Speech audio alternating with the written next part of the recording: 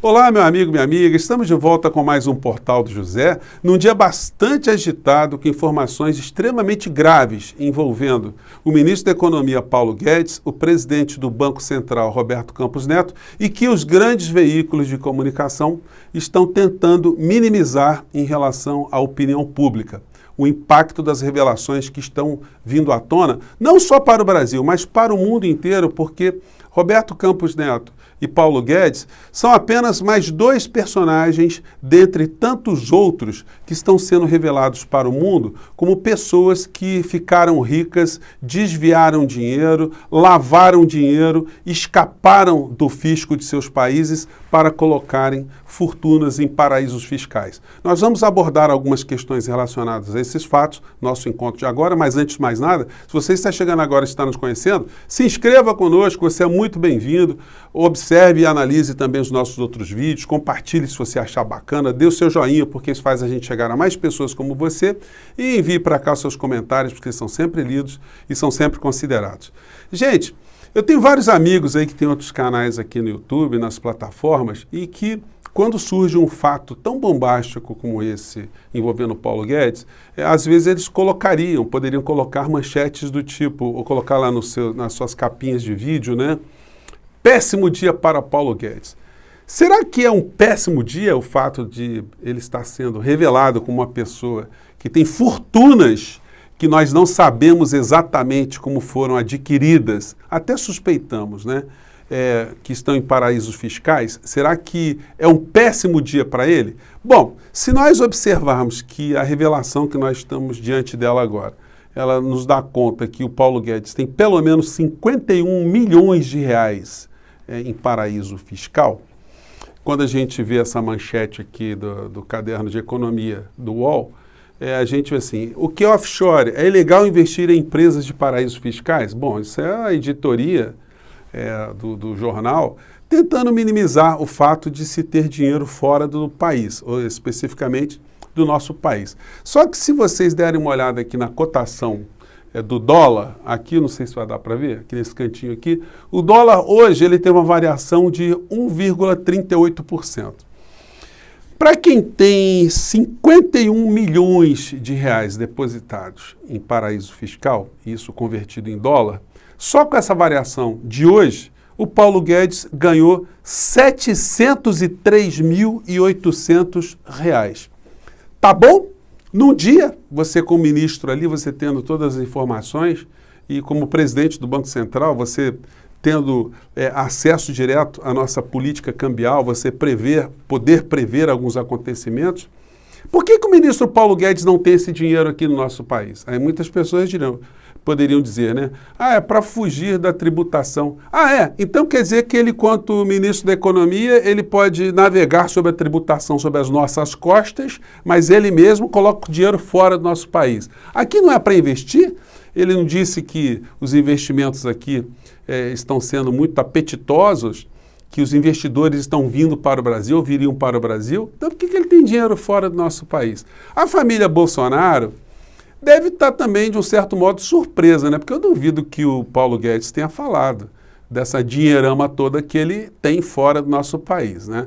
Para quem é acusado de fazer rachadinhas, isso aí é apenas um conjunto de migalhas que a família Bolsonaro opera em relação ao conjunto de recursos que Paulo Guedes consegue operar no mercado financeiro fora do nosso país. E nada também pode nos provar em sentido contrário que ele não esteja recebendo outras quantias. Gente, eu coloquei, vindo de outros grupos, outras situações nebulosas, né? Por que não? Porque, gente, por mais que as editorias digam ter offshore fora do Brasil não é ilegal. Olha só, toda vez que aparece algum tipo de escândalo, vocês vão ver sempre que tem gente envolvida com política, envolvida com tráfico, com crime, com armas, com drogas, com dinheiro em paraísos fiscais. Na melhor das hipóteses, as pessoas que pegam dinheiro dos seus países e colocam em paraísos fiscais é para fugir do fisco, para pagar menos impostos. O próprio Paulo Guedes está enviando para o Congresso Nacional uma reforma tributária que alivia a tributação sobre pessoas como ele que tem dinheiro fora do nosso país em offshore. Então, existe uma série de moralidades, de ilegalidades, porque existem leis no nosso país que proíbem esse tipo de promiscuidade. Alguém que tem interesse público numa área ter dinheiro envolvendo essa área no mesmo tempo. Eu fiz um papo anterior, gente, hoje mais cedo. Se você não assistiu, convido você a assistir, onde eu coloquei um trecho aqui de uma entrevista que eu fiz com o deputado Paulo Ramos, que foi uma pessoa que é uma pessoa que anda investigando muito o Paulo Guedes, por conta do que ele tem feito na área econômica no nosso país e dos interesses que ele está operando e de quem é esse personagem, se ele está agindo a favor do Brasil ou está agindo a favor de interesses particulares próprios. Então eu separei mais esse trechinho aqui para vocês verem como o Paulo Guedes chegou até o Ministério da Economia e como isso faz com que ele esteja blindado em relação a uma série de acusações que ele sofria e que foram paralisadas por Augusto Aras até o presente momento, mas isso tende a ser requentado agora diante dessas revelações. Vamos ver esse trecho aqui do deputado Paulo Ramos, uma entrevista que eu fiz com ele lá no Lapa Café. Vamos lá. Por onde ele passou, os instrumentos que ele criou para oferir recursos públicos, especialmente fundos de investimento, dos quais ele ainda participa. No final de 2018, para ser ministro da Economia, ele simulou o desvínculo. Sim. Simulou o desvínculo. Quer dizer, estou me afastando pero no mucho. Ou ele é cotista, ou ele faz parte do conselho, integrou a direção, mas na Operação Greenfield, que ele é o principal investigado, o último despacho, que eu distribuí cópia, do Ministério Público Federal, do Distrito Federal, marcando data para ele ser ouvido, alertando sobre uma investigação outra que deveria ser aberta, sob pena de prescrição. E ele passou a ser ministro, foi final de outubro o despacho, marcando a data, se eu não me engano, de 9 de novembro, para ele ser ouvido, mas deferindo a possibilidade dele marcar uma nova data, se não pudesse comparecer naquela data aprazada. E aí, em 1º de janeiro de 2019, ele assume o ministério e, portanto, só o Supremo Tribunal Federal. Gente, traduzindo rapidamente para você que não viu todo o vídeo, né, nesse trecho aqui, o que o deputado Paulo Ramos está dizendo para a gente é o seguinte, que o Paulo Guedes tem participação numa série de empresas que envolvem interesses da área de economia, área de petróleo, área de gás, área de infraestrutura, tudo isso ele tem empresa. E ele operou com várias empresas envolvendo esses negócios durante muito tempo. Quando chegou perto, o Bolsonaro ganhou, quando chegou perto dele ser nomeado, ele tentou se desvincular dessas empresas fazendo uma série de simulações, como o deputado afirma, como ele mostra nas provas que ele levantou. E aí o que acontece? Como o Paulo Guedes estava sendo investigado pela Operação Greenfield, pela Polícia Federal, pela Justiça Federal, pelo Ministério Público Federal, quando ele vira ministro, o que acontece a partir do dia 1º de janeiro de 2019? Na condição de ministro, todos os processos que estavam sendo ajuizados contra ele vão para a alçada do Supremo Tribunal Federal. Mudam de instância. E muda também as pessoas que estavam propondo as ações ali. Cai no colo de Augusto Aras, que desarticula a Operação Greenfield do Ministério Público Federal e provoca mais adiante a suspensão de todos os processos contra Paulo Guedes. Ele adquire uma blindagem extraordinária na condição de ministro. Como eu digo a vocês, a família Bolsonaro, quando olha, e eles devem estar agora com algumas interrogações, né? Porque quem estava ali se alimentando de pequenas benesses, de gabinetes, de servidores, isso aí tudo são pequenas merrecas diante das operações em que Paulo Guedes esteve envolvido ao longo desses anos todos. Se a gente for ver aqui as matérias que nos dão conta do que representa o Paulo Guedes no meio dessa história, a gente vai ver que só em relação à alta do dólar nos últimos anos, desde que o Paulo Guedes está à frente da economia do nosso país, ele teve um lucro de 14 milhões de reais sem fazer nada, paradinho, disparadinho.